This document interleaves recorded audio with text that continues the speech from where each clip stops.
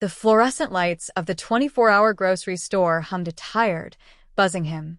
For Aaliyah, it was a familiar sound, the soundtrack to the end of a 16-hour shift. The light blue of her scrubs felt like a second skin, one steeped in antiseptic, exhaustion, and the faint, metallic scent of blood.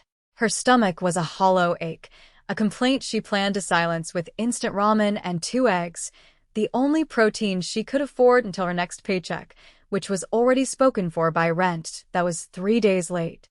She was counting the change in her palm, coins warm and worn smooth, when the disturbance started at the front register. It wasn't loud, not at first. It was a friction in the air, a tightening. Aaliyah looked up from her coins. An elderly Korean man stood at the counter, his back ramrod straight, his hands clasped behind him. He wore a simple, clean coat, but it was frayed at the cuffs. In front of him, a small pile of groceries, rice, kimchi, a package of dried fish, some green onions. A meal of sustenance, not luxury. The cashier, a woman named Brenda with a name tag askew and a permanent scowl etched into her face, was shaking her head. "Declined," she said, her voice loud enough to carry. Again. "Sir, you have another way to pay?" The old man said something in a low, quiet voice, his English accented but clear. Aaliyah could not hear the words, only the tone. It was one of deep, profound shame. Brenda sighed, a theatrical gust of impatience. "Look, I don't have all night. Either you've got the money, or you don't. It's $42.16.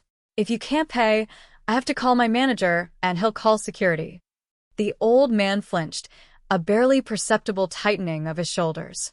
He bowed his head slightly.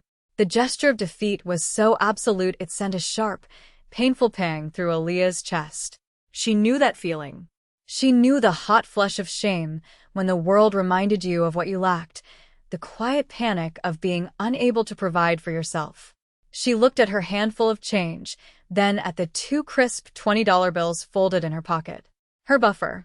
Her emergency gas money. The last line of defense before her bank account hit zero. She walked forward before she could talk herself out of it. Her worn sneakers made no sound on the grimy linoleum. "I'll get it," she said.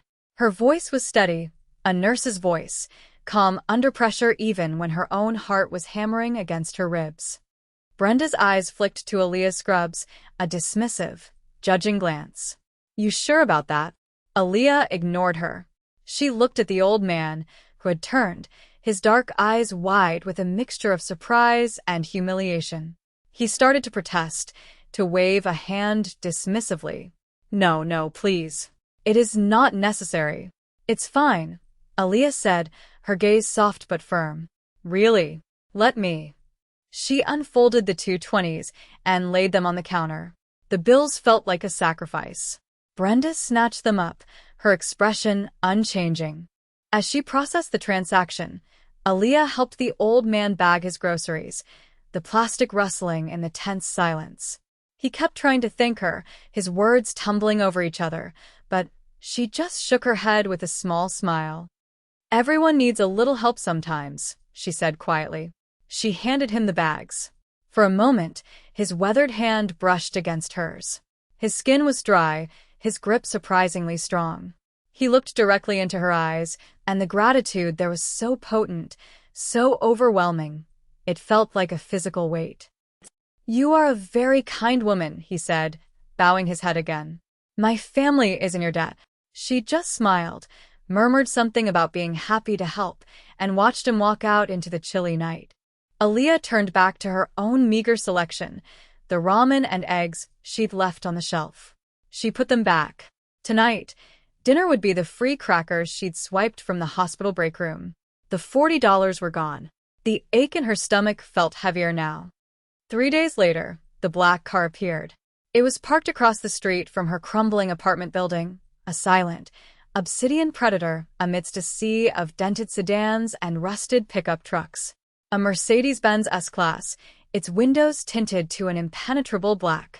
It didn't belong here. It sat there for an hour unmoving, its presence a quiet, unnerving hum. Aaliyah watched it from her window, a knot of anxiety twisting in her gut. She told herself it was nothing, a coincidence. But the city was full of coincidences, and none of them ever seemed to break in her favor. The next evening, as she was walking up the cracked concrete steps to her door, a man stepped out of the shadows. He wasn't large, but he moved with an unnerving stillness, a complete lack of wasted motion. He was Korean, dressed in a suit so exquisitely tailored it seemed to absorb the dim light of the flickering porch lamp. "Miss Aaliyah Jenkins?" he asked. His voice was polite, but it held the flat, unyielding tone of a command. She froze, her hand on her keys. "Who's asking?" "My name is Mr. Park. I have been sent to escort you. Someone wishes to thank you for your recent generosity." Her mind raced. The old man. The groceries. "My family is in your debt." It wasn't a platitude. It was a statement of fact. "I don't need any thanks," she said, trying to keep her voice from shaking. "It was nothing. To my employer," Mr. Park said, taking a slight step closer. "It was not nothing. Please." He does not like to be kept waiting. The way he said it made it clear that this was not an invitation. It was a summons. She knew, with a sudden, chilling certainty, that refusing was not an option. She thought about screaming, about running, but where would she go? He knew her name. He knew where she lived. The black car was idling at the curb, a dark promise. Swallowing hard, she gave a stiff nod. The ride was silent. The interior of the car smelled of rich leather and something else, something clean and cold. They drove away from her neighborhood, toward the glittering towers of downtown. They pulled into a private underground garage of a residential skyscraper that looked like it was made of glass and starlight. Mr. Park led her to a private elevator that ascended without a sound, opening directly into a penthouse apartment. The space was vast, minimalist, and cold. Floor-to-ceiling windows revealed a panoramic view of the city, a carpet of jewels laid out below. The furniture was sparse and severe, black leather, chrome, dark wood. There was no art on the walls, no personal photographs. It was a place of power, not a home. And in the center of it, standing before the window, was a man. He turned as she entered, and the air in the room seemed to compress. He was tall, impeccably dressed in a dark gray Tom Ford suit that fit his broad shoulders like a second skin. His black hair was styled perfectly, his face a collection of sharp, handsome angles. But it was his eyes that held her. They were dark, intelligent, and utterly devoid of warmth. They assessed her in a single, sweeping glance, missing nothing. A faint, white scar cut through his left eyebrow, the only mar on an otherwise flawless canvas. He moved like the room owed him space. "Miss Jenkins," he said. His voice was a low baritone, smooth and controlled. "I am Kwon Jinwoo." He didn't offer his hand. He gestured to one of the leather chairs. Aaliyah remained standing. "Your grandfather," she said, finding her voice. "Is he all right?" A flicker of something, surprise, perhaps, crossed his face before it was gone. "He is fine. He told me what you did. An act of considerable kindness in a world that offers very little of it." "It was $40, she said, her chin lifting slightly. "I don't want anything for it." "I'm afraid it's not that simple," Jinwoo replied, his voice still unnervingly calm. "The Kwon family repays its debts. All of them. My grandfather was embarrassed. You spared him that. That is a debt of honor, and it must be settled." He knew about her late rent. He knew about her financial struggles. He knew the name of the hospital where she worked and the hours of her shifts. He laid out the facts of her life with the detached precision of a surgeon discussing a chart. He placed a single, sleek key card on the polished black table between them. "I have arranged for a new apartment for you. In a safe building. The first year's rent has been paid. Your belongings will be moved tomorrow. Mr. Park will handle the details." Aaliyah stared at the key card. It was a lifeline. It was a cage. "I can't accept that." "You can," he corrected her gently, but the gentleness was lined with steel. "And you will. Consider it a gesture of gratitude. I do not like knowing that someone to whom my family owes a debt is living in a place with faulty wiring and a broken lock on the front door." He knew about the lock. The cold dread that had been simmering in her stomach turned to ice. This wasn't a thank you. This was a claim. He was absorbing her into his world, tidying up a loose end, settling a ledger that only he could read. She was a line item, an obligation. "What if I say no?" she whispered. Kwon Jin-woo finally moved, stepping away from the window. He walked toward her, his presence dominating the space. He stopped a few feet away.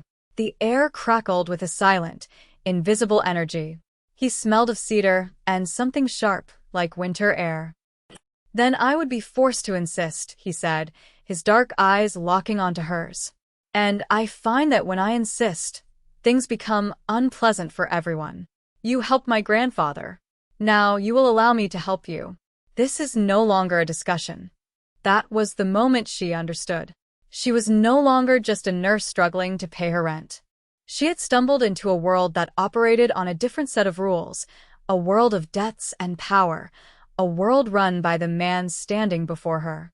She had paid for an old man's groceries, and in doing so, she had been purchased herself. The new apartment was beautiful. It was also a prison.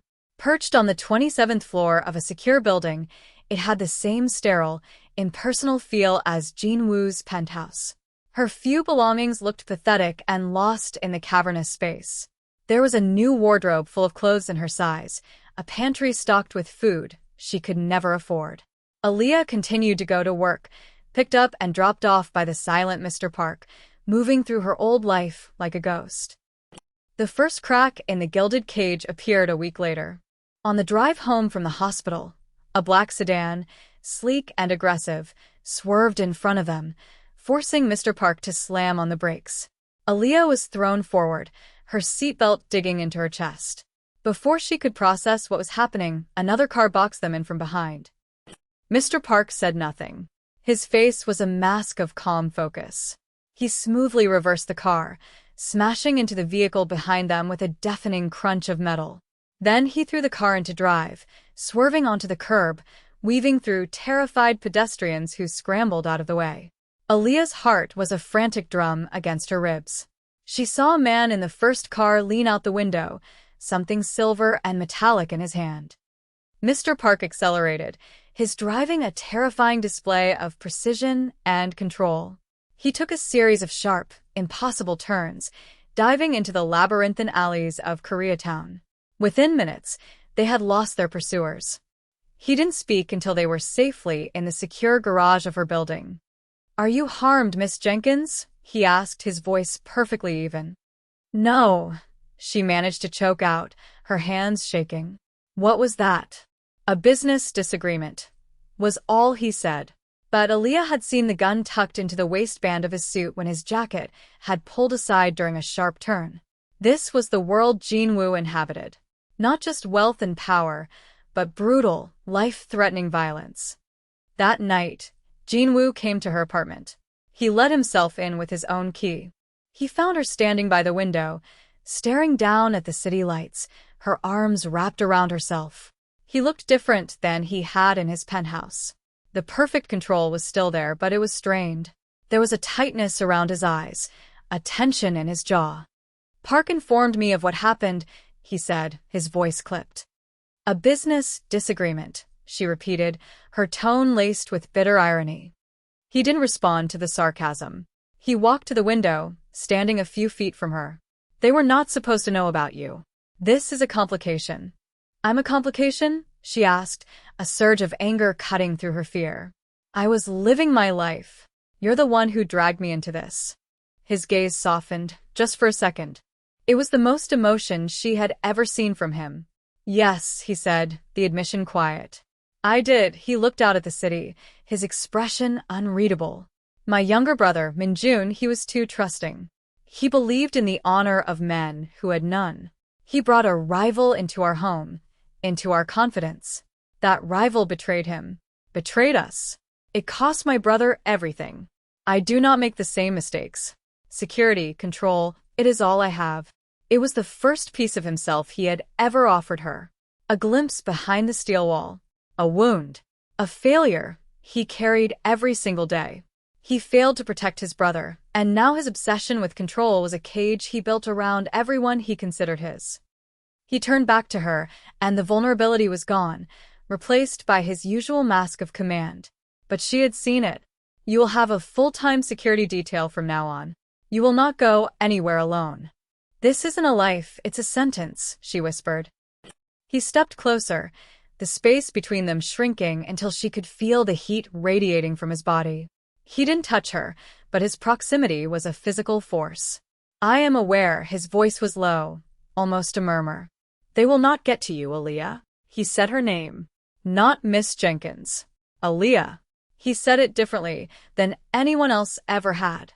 It sounded less like a name and more like a declaration. A territory he was marking. Their eyes met, and in the charged silence, the city below seemed to disappear. She saw the truth of his world in his eyes, the violence, the loneliness, the crushing weight of his empire. And she saw something else, too. Something that looked terrifyingly like protection, like possession. She could have screamed at him to leave, to let her go. She could have packed a bag and run the moment he was gone. But she didn't. She stayed, rooted to the spot, her heart hammering a rhythm that was equal parts terror and a strange, unwelcome fascination. That was her choice. She stayed. The weeks that followed were a blur of tense, quiet routines. Aaliyah continued her work at the hospital, a silent, grim-faced guard now shadowing her every move. She learned to live with the constant low-grade fear. She also learned to watch Kwon Jinwoo.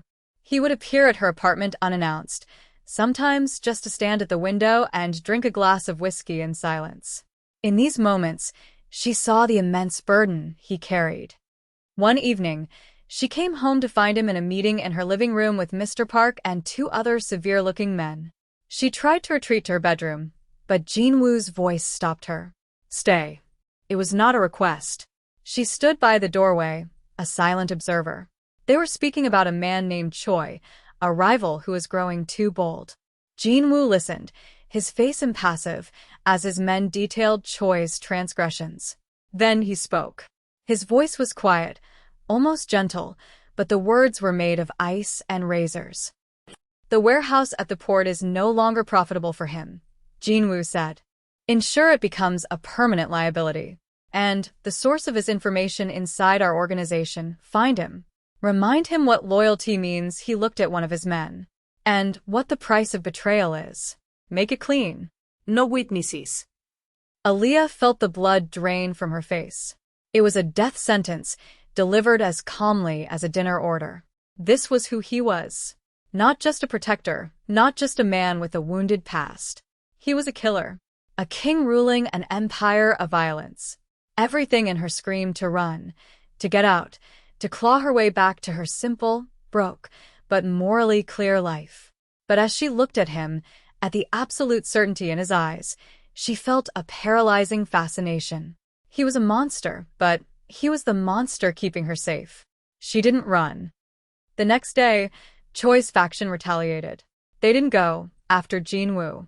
They came for her. It happened as she was leaving the hospital. Her usual guard was leading her to the car when two men appeared as if from nowhere. The attack was brutally fast. Her guard moved to intercept them, and the world exploded into chaos. Aaliyah was shoved backward, stumbling against a wall. She saw one of Choi's men fall, but the other one lunged for her. Fear, cold and sharp, pierced through her.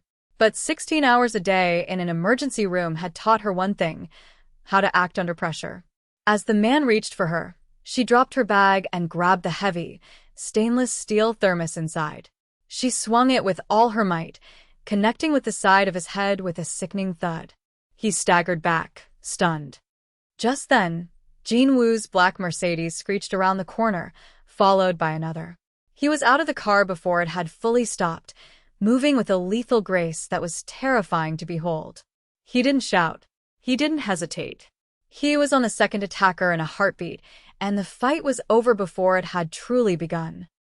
When the violence subsided, the street was suddenly silent, save for the sound of their ragged breaths.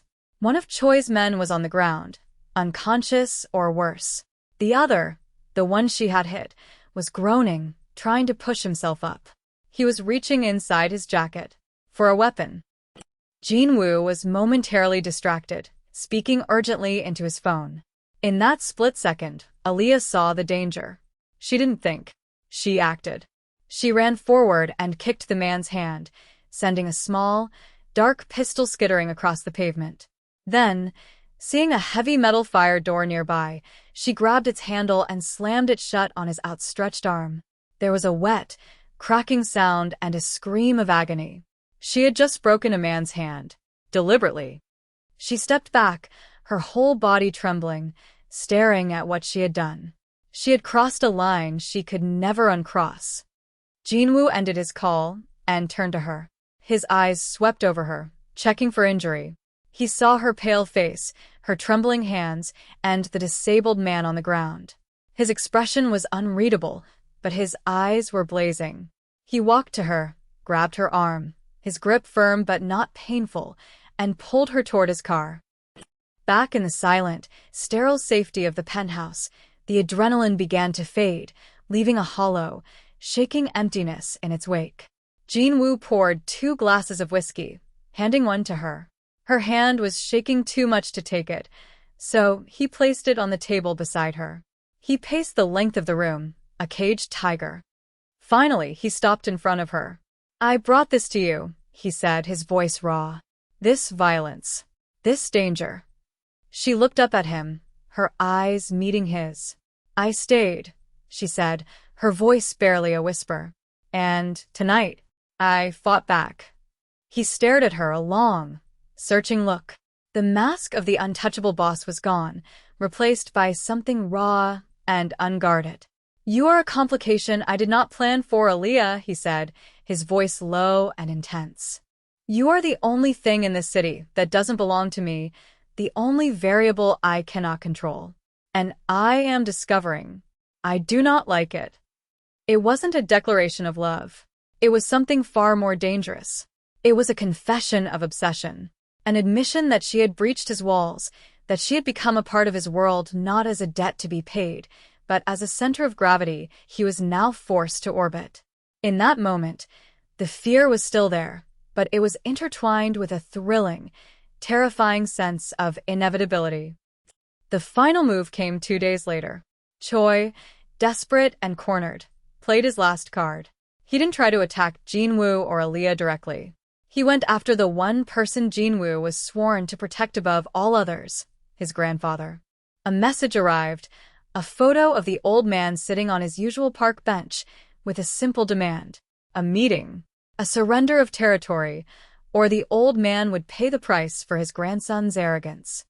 Jinwoo's rage was a cold, silent thing that sucked all the warmth from the penthouse. His men were a whirlwind of activity, planning an assault, but they were working blind. Choi's message had been vague about the exact location, a public square with a dozen possible ambush points. Aaliyah watched them, her mind racing. She thought back to the grocery store, to the quiet dignity of the old man. She thought of the items he'd bought. And then something clicked.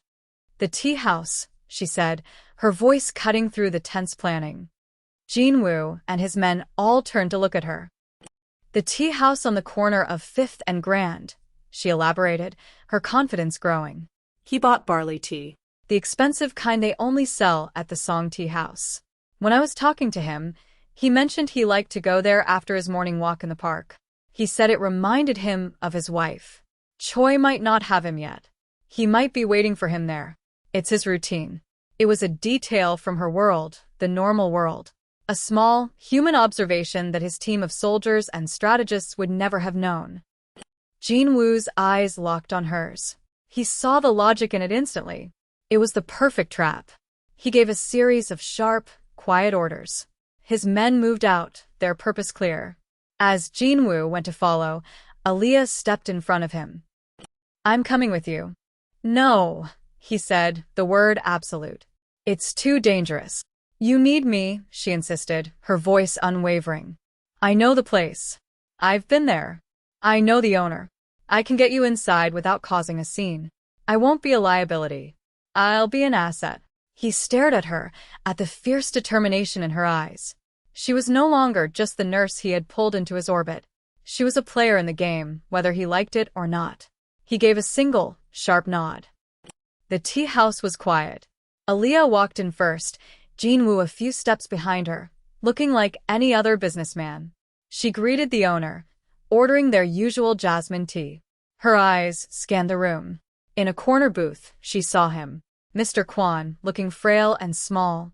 Across from him sat Choi, a cruel smile on his face. Two of Choi's men were pretending to be customers at a nearby table. Jinwoo's men were already in position outside. Aaliyah sat down, her back to Choi, creating a shield with her body. The air was thick with unspoken threats. The standoff was a silent battle of wills.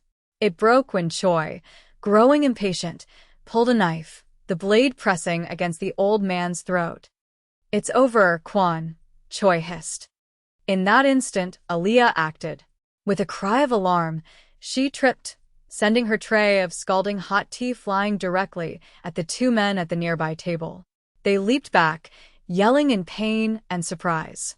The diversion lasted only a second, but it was all Jinwoo needed. The violence was swift and brutally efficient. Jinwoo moved, a blur of motion. The two guards were neutralized by his men entering from the back. Jinwoo himself disarmed Choi, the knife clattering to the floor. In the chaos, Mr. Park shielded the grandfather, taking a deep cut to his arm meant for the old man. A cost was always paid. Later, after the police had come and gone, bought off with a few quiet phone calls, they stood in the penthouse. The city lights glittered below, indifferent. The danger was over for now. Mr. Kwon was safe. Choi was gone. Jinwoo stood beside her at the floor-to-ceiling window. The silence between them was not empty. It was filled with everything that had happened, the fear, the violence, the choice she had made. "My grandfather is safe because of you," he said, his voice quiet. He turned to face her, his dark eyes searching hers. The cold mask was gone completely. In its place was a man, stripped bare. "My world is not safe, Aaliyah. It will never be safe. But it is yours if you choose it." He did not touch her. He did not make any grand declarations. He simply held out his hand, palm up. It was not a command. It was not a claim. It was an offer. A choice. Stay or go. Damnation or salvation, intertwined.